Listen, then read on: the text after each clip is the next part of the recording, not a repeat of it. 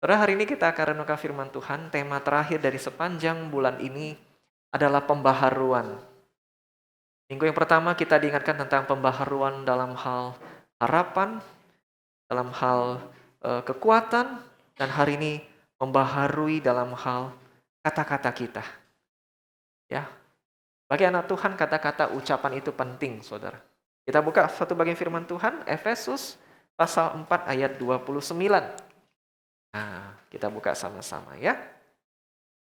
Efesus pasal 4 ayat 29. Satu ayat saja, tapi ayat ini sering menjadi pergumulan kita, tidak mudah kita lakukan. Puji syukur saudara bisa ibadah langsung di gereja, yang di rumah ini terhenti saudara. Mereka tidak bisa menyaksikan. Betul ya? Oh bisa, bersyukur ya, di rumah juga bisa menyaksikan firman Tuhan ini. Efesus pasal 4 ayat 29, yang sudah ketemu katakan amin. Ya kita baca bersama-sama, 1, 2, 3. Janganlah ada perkataan kotor keluar dari mulutmu, tapi pakailah perkataan yang baik untuk membangun di mana perlu, supaya mereka yang mendengarnya beroleh kasih karunia. Jangan ada perkataan kotor keluar dari mulutmu.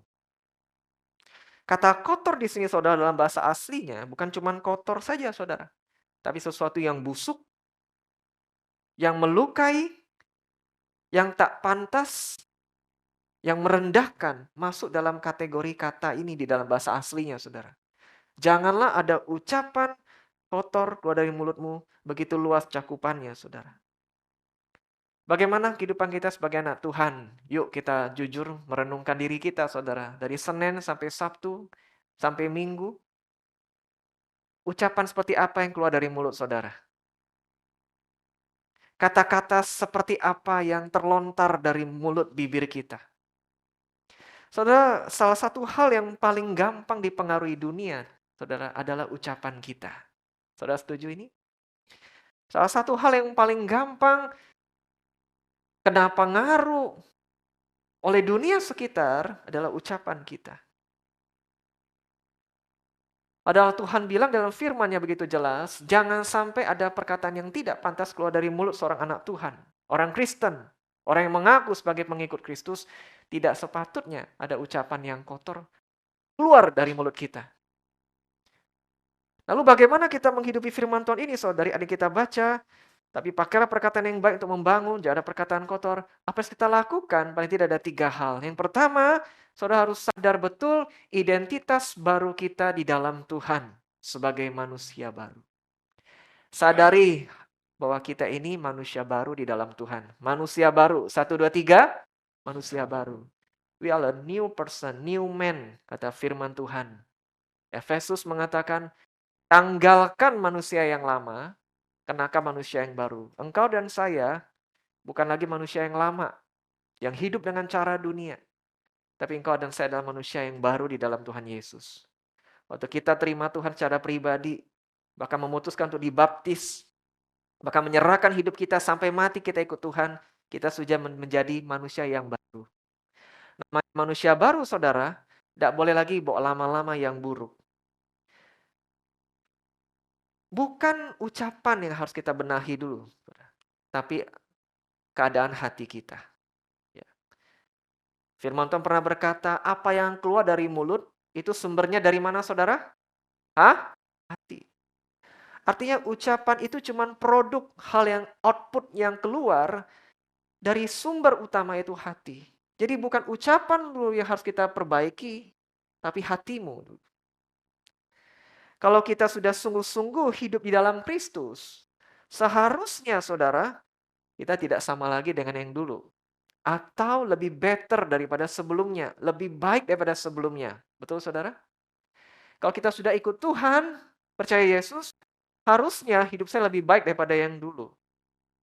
Kalau dulu kotor, saya nggak boleh kotor lagi. Kalau dulu tidak pantas, saya nggak boleh lagi seperti itu.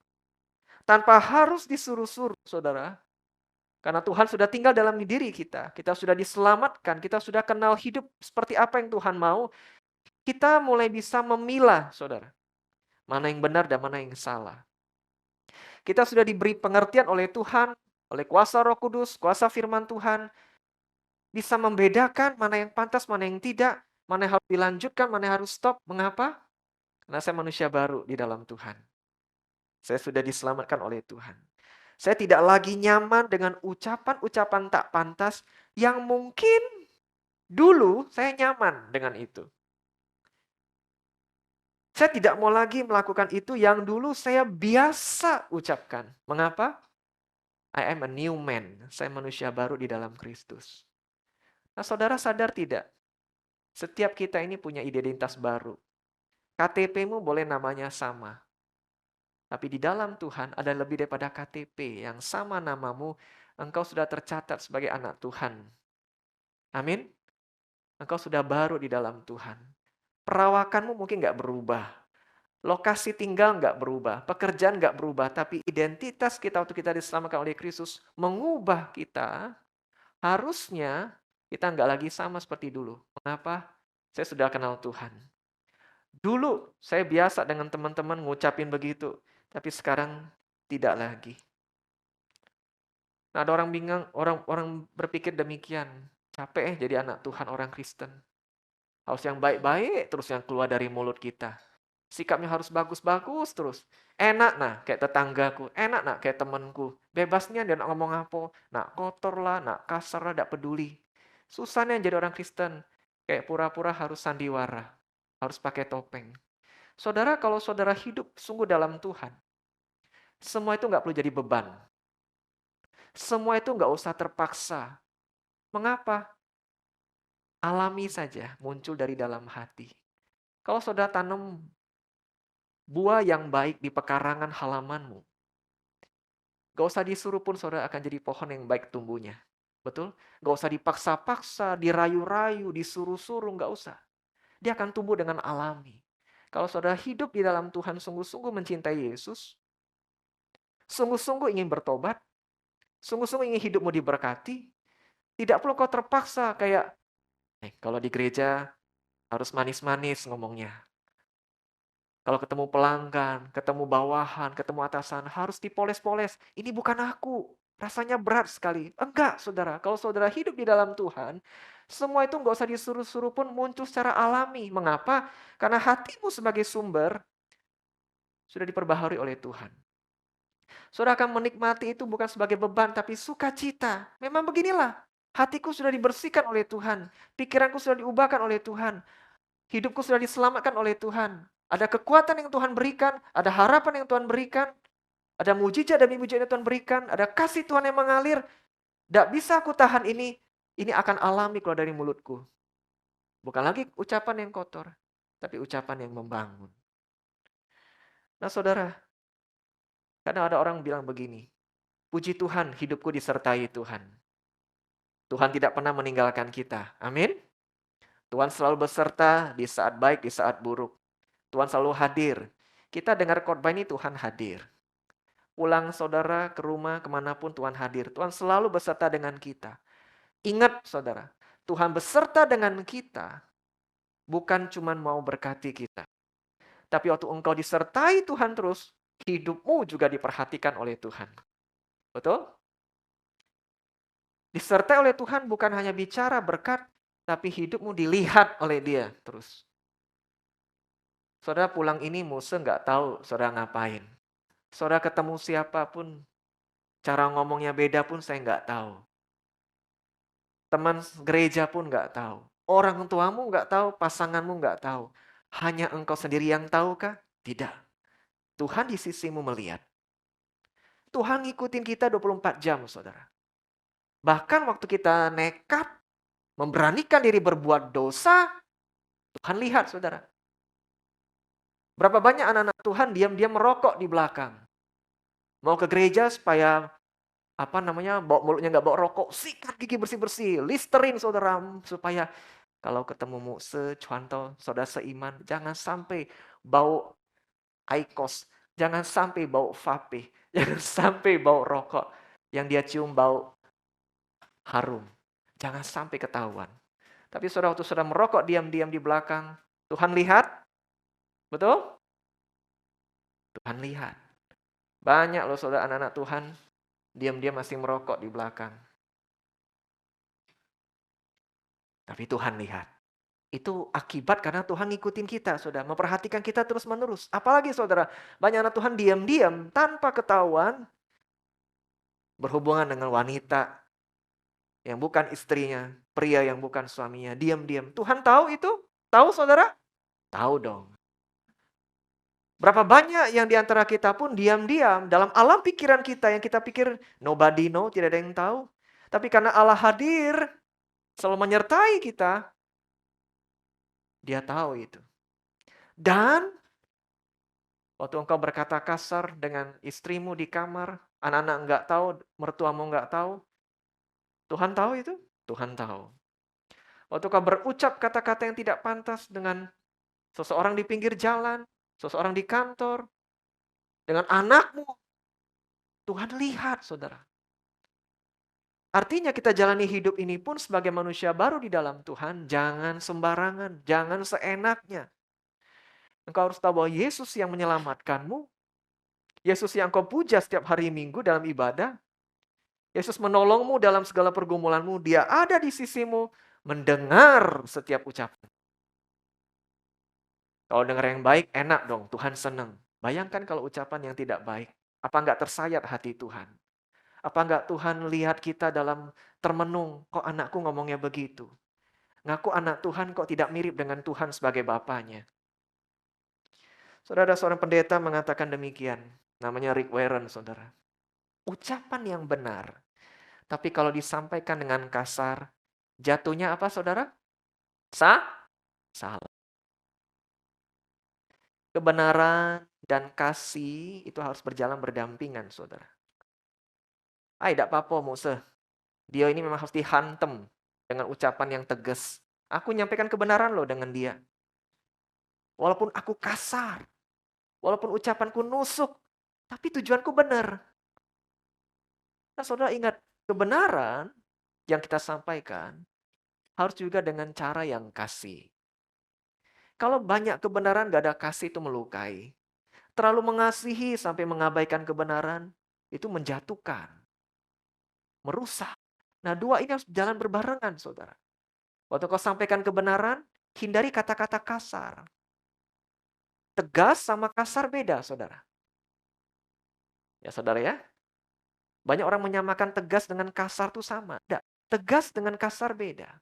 Pendeta ini menegaskan demikian, saya pikir betul. Waktu kau menyampaikan kebenaran, apalagi sampaikan sesuatu untuk menegur pasanganmu, menegur bawahanmu, anakmu, siapapun, waktu caramu kasar, tidak pantas, kotor bahkan, itu sudah salah. Hati-hati, saudara. Bahkan ada orang ngomong, aku ini cuma sekedar bicara. Aku ini cuma lagi santai-santai bicara, tidak maksud kok. Nah, saudara kan sering ketemu ya, ngomong gitu. Aku tuh sebenarnya tidak maksud. Oi, aku tuh cuma penesan baik. Tapi ternyata kata-kata itu kasar, saudara. Tetap saja melukai. Sebagai anak Tuhan, kau jangan lagi serupa seperti manusia lama. Kalau hari ini ucapan kita, saudara, masih sama kayak dulu, saudara harus koreksi hatimu. Tanya baik-baik hubunganmu dengan Tuhan, beres atau tidak. Percuma engkau pakai kalung salib, posting ayat di Instagram, Facebookmu, tempel kalimat di belakang mobil, luar biasa. Tapi kalau hatimu gak ada connect dengan Tuhan, gak ada terhubung dengan air kehidupan itu, gak ada terhubung dengan terang yang sejati itu, omong kosong. Pasti yang keluar juga tidak baik. Nah, kalau yang hari ini engkau diam-diam atau sering banyak ngomong tidak baik, tidak pantas dengan orang sekitar, ayo cepat-cepat berdiam diri sama Tuhan. Tuhan, sebenarnya bagaimana hubunganku dengan Tuhan selama ini? Oh, ketahuan saudara. Saudara sudah lama nggak baca firman. Apa yang saudara baca? Kalimat-kalimat di luar yang ternyata nggak benar. Tontonan-tontonan di luar yang merusak. Betul ya Tuhan, ampuni aku. Ternyata hubungan dengan aku dengan Tuhan nggak baik selama ini. Pantes. Gak ada aliran firman Tuhan masuk ke hatiku. Apalagi aku memang jujur ya Tuhan, ampuni aku. Konekku ke Tuhan dengan doa sudah nggak ada selama ini. Relasiku jelek sama Tuhan, pantes. Maka itu kondisi hatiku tidak baik. Saudara, kalau hari ini engkau rajin berantem dengan orang lain, perlakuanmu tidak baik, tanyakan hubunganmu dengan Tuhan.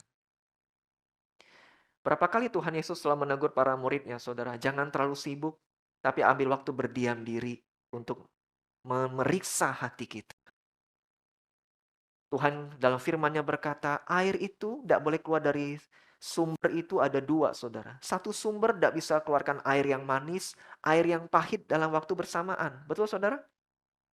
Beberapa waktu ini banyak jemaat cerita lagi kemarau, musim panas, air pamlah mati, sumurnya kering pula. Wah, sengsara. Ada di antara saudara sedemikian sengsara di rumahnya, saudara? Air pam mati, air sumur mati, kering. Ada tuh. Hamba Tuhan kita, Pak Quid, Pastor Quid di Soak juga pergumulan, saudara. Kami kan setiap Senin ada rapat hamba Tuhan. Dia rapat mobil bawa drum, saudara. Dirigen. Numpang isi air dari GFCC Dempo. Ternyata gereja kita bukan hanya memberkati air kehidupan, saudara. Tapi juga air untuk mandi, saudara. Betul, Soak itu lagi. Saya tanya, Pak Quid kan ada sumur. Kering, Ming, katanya. Oh, kering. Ternyata beda-beda, saudara. Sumur di rumah kami tidak pernah kering sampai hari ini. Itu pastor yang diberkati Tuhan, saudara. Bukan berarti pastorku nggak diberkati Tuhan, saudara. Diberkati juga, tapi soaknya lagi kering. Saudara, sumur kami sampai hari ini jernih, bersih. Malah air pam kalah sama sumur kami, saudara. Tapi betul ya firman Tuhan itu, tidak pernah satu sumber, saudara, keluar ada air manis, air pahit secara bersamaan. Mau pahit ya pahit, mau manis ya manis. Nah, herannya kita anak Tuhan, kita ngomong hati kita sama milik Tuhan, tapi mulut kita kadang manis, kadang pahit. Nah, kalau hari ini kita punya pergumulan pahit terus yang keluar, doakan Tuhan kurangin yang pahit, tidak pantas ini Tuhan kurangi. Supaya ganti air manis yang keluar itu, karena hatiku sudah dipenuhi oleh kebaikan Tuhan. Amin. Yang kedua, saudara, bukan cuma sadari identitasmu di dalam Tuhan. Yang kedua, ini penting. Jangan gampang dipengaruhi pergaulan yang buruk. Jangan gampang ikut-ikutan dengan lingkungan. Berapa banyak anak Tuhan yang mulai start dengan baik imannya, tapi gara-gara pengaruh yang buruk dalam proses perjalanannya, berubah melenceng, karakternya buruk, sikapnya buruk. Mengapa, saudara? Karena pengaruh lingkungan. Pengaruh tempat kerja, pengaruh pertemanan, pengaruh dengan rekan-rekan yang jadi sahabatnya. Akibatnya, cara dia ngomong, saudara, terpengaruh dengan sekitar. Apa yang orang sekitar biasa ucapkan, termasuk kata-kata yang negatif dan tidak pantas, nular, saudara. Menulari kita. Hanya jadi ikut-ikutan. Saudara, anak kami yang bayi, 1 tahun 4 bulan sudah usianya. Dia kan lagi belajar, saudara. Anak bayi itu lagi belajar niru, saudara. Papa, papa. Mama, mama. Nah, kita ngajarin hewan, saudara. Cicak. Cicak ini agak susah ngomong bibirnya. Bayi, saudara. Dia agak susah. Ayam, susah. Paling gampang satu kata. Babi. Lancar sekali, saudara. Babi. Babi. Nah, saya kan suka ajak jalan-jalan di komplek itu. Rata-rata tetangga muslim, saudara. Dia suka nyapa orang lagi. Ada tangga, Artu, selamat pagi. Babi. Babi. Saya agak deg-degan, saudara. Bapaknya lama-lama kena gorok ini leher. Kami baru berangkat, naik pesawat. Pesawat itu kan duduk penumpang deket-deketan. Depan muslim, belakang muslim. Saudara. Dia iseng-iseng, babi. Babi. Dia bilang, jangan ngajarin kata itu lagi ke depannya. Ayam. Belajar ayam. Cicak. Cicak. Tapi iseng-iseng, babi. Saya bilang, kok harus hewan itu yang berbahaya yang bagi kalangan lain, saudara. Apa yang terjadi, saudara? Ya meniru, namanya anak-anak. Betul ya, saudara ya? Kita nggak bisa salahkan juga. Kalau saya ngomong orang dewasa depan kalangan muslim, bahaya itu. Tapi kalau anak-anak, orang masih toleran. Nah, masalahnya kita ini kan bukan anak-anak lagi. Kita ngaku orang dewasa. Tapi sayangnya kita gampang niru. Kita gampang niru, saudara. Kita nggak punya filter yang cukup sebagai anak Tuhan. Ngikut aja apa yang dunia ini tawarkan. Memang betul Saudara, tidak selalu kita ini bisa kayak ninggalin situasi itu. Ya sudahlah, saya keluar aja dari lingkungan ini. Saya tinggalkan saja. Enggak, kadang-kadang kita terkunci dalam situasi itu. Nggak bisa dong, Muse. Ini kan memang teman-teman kerja saya. Enak aja saya tinggalin mereka, saya harus cari kerjaan baru. Nggak bisa dong, Muse. Ini teman-teman saya sudah belasan tahun jadi best friend. Dari kami SMP, SMA, sampai sekarang kami punya hubungan yang baik di komunitas. Nggak bisa dong, ini tetangga kiri kanan. Betul saudara, situasi hidup kadang tidak buat kita gampang tinggalkan lingkungan. Ya, betul ya? Kita kadang terkunci dalam situasi seperti itu. Tapi Tuhan ingin kita jadi garam dan terang dunia yang berani punya prinsip, tidak ikut-ikutan jadi jelek seperti apapun situasi kita. Seperti apapun lingkungan kita, Saudara. Tuhan ingin kita setia, menjaga iman, dan karakter hidup yang benar tanpa jadi ikut-ikutan jelek. Kalau hari ini istrimu berkata kasar, suami jangan ikut-ikutan.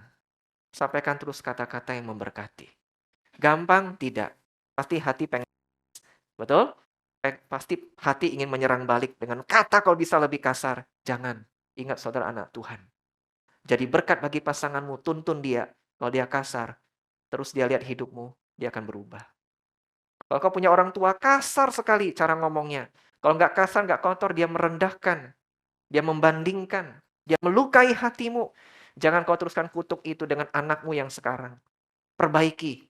Aku ingin jadi berkat bagi mereka. Tidak lagi aku akan meneruskan kebiasaan ini. Anak-anak muda suka main game, kadang suka ke warnet main game. Rata-rata kalau main sambil online ngomong kasar. Tembak oi, bodoh dia. Itu sambil ini saudara. Saudara hati-hati. Tembak dia. Puji Tuhan, puji Tuhan. Saudara ucapkan kata-kata puji Tuhan. Setiap kali main game. Betul saudara? Yang rata-rata online itu. Bisa juga kata-kata kasar. Banyak di antara kita saudara. Karena ingin diterima. Karena ingin jadi bagian dari kelompok. Karena ingin tampak update dan nyambung. Akhirnya kita ucapkan kata-kata yang kita tahu itu salah. Belakangan saya tanya contoh Christine. Itu anjir itu apa ya? Saudara tahu anjir? Anjing ya? Kata aslinya anjing. Anjing saudara, saya nggak tahu itu. Saya kan sering ikutin ya. Anjir, kadang mereka pakai tanda lagi supaya nggak nampak. Oh, dikasih tahu itu anjing. Nah itu kan hebat zaman sekarang saudara. Anak-anak muda. Anak kami Elin suka nonton dan ikuti lagu-lagu barat saudara. Nah dia mulai cermati. Pak ini kan bahasa Inggrisnya nggak boleh Pak ya. Nggak boleh, ini kasar. Ada istilah-istilah Inggris yang kasar saudara. Kamu jangan. Jangan, kalau bisa nonton yang lain lah, yang bagus-bagus. Tapi kalau terpaksa ada muncul, sudah. Kamu jangan ikuti. Anak saya itu penasaran, saudara. Kita pun kadang penasaran. Tapi penasaran kita kalau ikutin terus, kita biarkan terus, lama-lama pengaruhin kita loh, saudara. Nah, hai anak Tuhan, jangan kau gampang ikut-ikutan jadi jelek. Gampang tidak memang. Tapi Tuhan Yesus ingin para muridnya dan setiap kita berbeda. Engkau kaum terpilih umat Tuhan. Kau harus berbeda. Jangan gampang ikut-ikutan. Yang terakhir, saudara, ucapkan perkataan yang membangun. Efesus tadi berkata, saudara, bukan cuma jangan ucapkan yang kotor. Lalu pasif, diam, tidak melakukan apa. Tidak. Kalau kau tidak ucapkan perkataan kotor, gantilah itu dengan perkataan yang membangun. Perkataan yang baik. Jadi Tuhan bukan hanya melarang kita, tapi dia juga ingin ada tindakan aktif untuk memberkati orang dengan kata-katamu. Ucapan yang baik bukan hanya maksudnya enak didengar, nyenengin orang, bukan. Tapi ada maksud membangun. Maksud untuk kebaikan, menyemangati, mendukung saudara. Karena kita percaya kehidupan orang lain dapat dibuat jadi baik atau buat jadi buruk gara-gara ucapan kita. Kata-kata yang mendorong, ucapan yang membangun, yang membawa iman kepada Tuhan. Itu harusnya kita ucapkan supaya orang lain diberkati oleh kita. Saudara, lebih banyak kasih pujian atau kritik kepada orang lain? Gak usah orang lain deh, orang deket.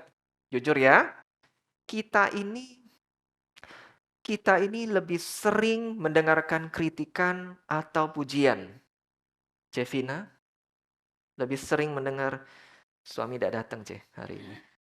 Lebih sering mendengar kata-kata kritikan dari pasangan, dari anak, dari lingkungan kerja. Dalam hidup kita lebih sering mendengar kata-kata yang kritik atau pujian.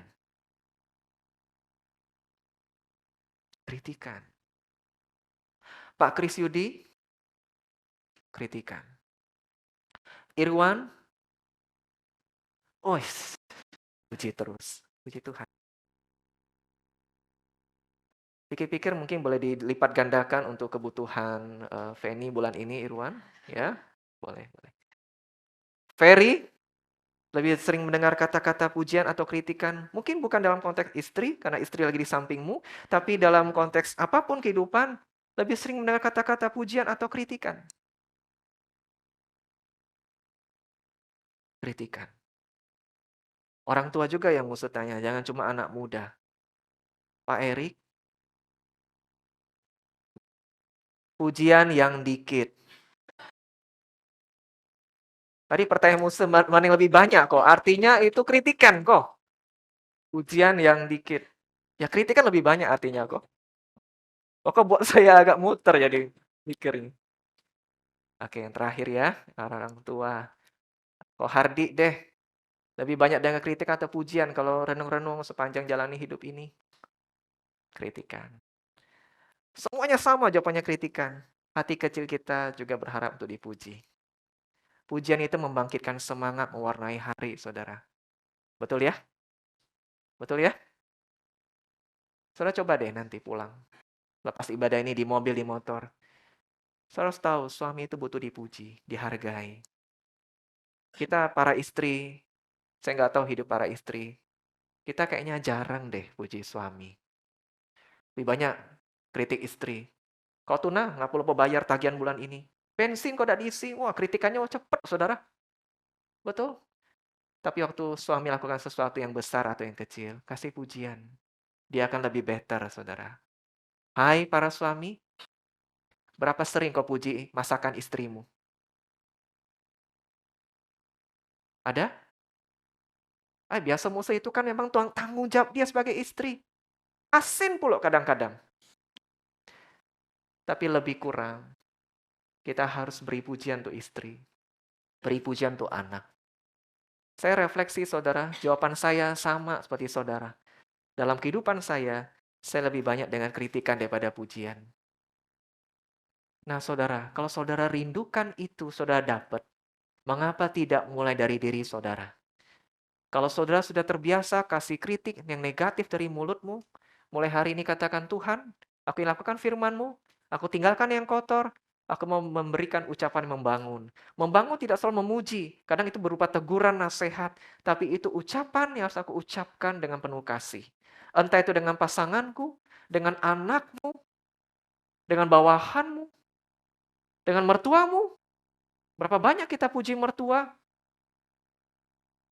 Aduh sih musuh, depan mertua aku puji, di belakang, wah, itu saudara. Karena di depan mertua harus baik, tapi berapa banyak kita dengan tulus memberikan itu? Saudara ingat, Kolose 3:23 mengatakan demikian, apapun juga yang kamu perbuat, perbuatlah dengan segenap hatimu seperti untuk Tuhan dan bukan untuk manusia. Kau lakukan itu untuk Tuhan.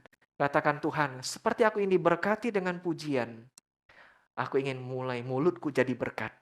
Membangun orang dengan teguran, membangun orang dengan pengetahuan, membangun orang dengan kata-kata yang menyemangati. Mengapa? Karena ini yang Tuhan inginkan. Hari ini saudara, warnai keluargamu dengan kata-kata yang membangun. Amin. Warnai hubungan dengan anakmu, dengan temanmu dengan kata-kata yang membangun. Warnai gereja kita dengan kata-kata yang membangun. Saya puji satu jemaat kita, saudara. Namanya Jesusi. Jesusi ini, saudara, dalam lingkup WA, dia menghargai setiap orang yang melayani. Ya, terima kasih untuk setiap teman-teman yang sudah melayani di sekolah minggu di komsel, dia ucapkan saudara. Padahal itu tidak to the point siapa dia nggak sebut, tapi dia sebut secara general. Orang yang baca, saya tanya saudara, hatinya jadi dikuatkan nggak? Dikuatkan. Diberkati, diberkati. Dalam lingkup pelayanan gereja, komsel, maka ucapkan kata-kata yang memberkati, yang menguatkan. Jangan ucapan yang julid, jangan ucapan yang nyindir, jangan ucapan yang merendahkan. Entah dia lebih tua, dia lebih muda, jangan. Di hadapan Tuhan kita sederajat, di hadapan Tuhan kita sama bernilainya. Ucapkan kata-kata yang menyemangati. Hamba Tuhanmu akan berkhotbah lebih baik nanti. Amin. Majelismu akan lebih semangat melayani Tuhan. Guru sekolah minggu akan lebih powerful jadi berkat bagi anak-anak. Para pekerja suami akan lebih hebat cari duit waktu istrinya support. Anak-anak prestasi akan lebih bagus semakin beriman kepada Tuhan waktu orang tua berkati dengan kata-kata yang membangun. 10 pujian untuk 1 kritikan kalau bisa. Karena selama ini jangan-jangan 10 kritikan pujiannya 1. Tuhan, aku mau balik. Aku mau jadi berkat 10 kata-kata yang membangun. Kalaupun negatif, tidak sengaja manusia lamaku, biar itu tinggal 1 Tuhan. Mari saudara jadi berkat. Ucapanmu jadi berkat. Orang dunia saudara gak peduli dengan imanmu kalau kata-katamu bertolak belakang. Yang mereka dengar ini ucapan. Oh sebentar, kadang bukan soal mulut. Tapi juga dalam bentuk apa saudara? Apa yang saudara tulis di sini. Ya, namanya Petrus. Tapi dia posting, dasar kowe, anjing. Tanda bintang R, dasar kowe, anjir. Awas kowe. Namanya Petrus tapi, saudara heran. Kenapa dia tulis seperti ini? Atau kalimat-kalimat nyindir mertua, nggak sebut mertuanya. Saudara nggak ngomong. Tapi apa yang saudara tulis, itu juga menentukan apakah saudara sudah jadi manusia baru di dalam Tuhan atau tidak. Mari Bapak Ibu Saudara, kita mulai ini. Perbaharui kata-kata kita. Amin. Mari kita berdoa.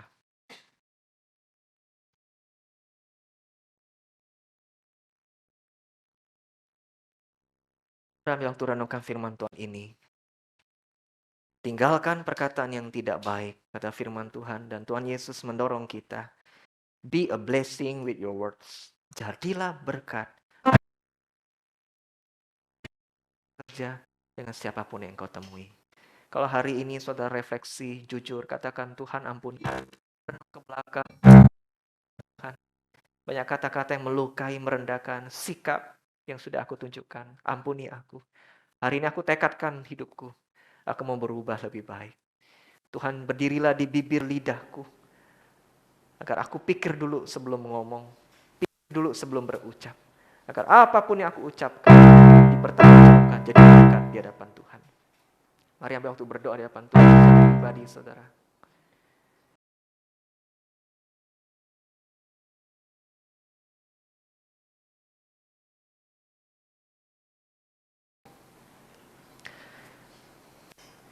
Tuhan, terima kasih untuk firman-Mu. Apa yang diucapkan mulut itu meluap dari hati. Engkau yang mengenal hati kami yang terdalam.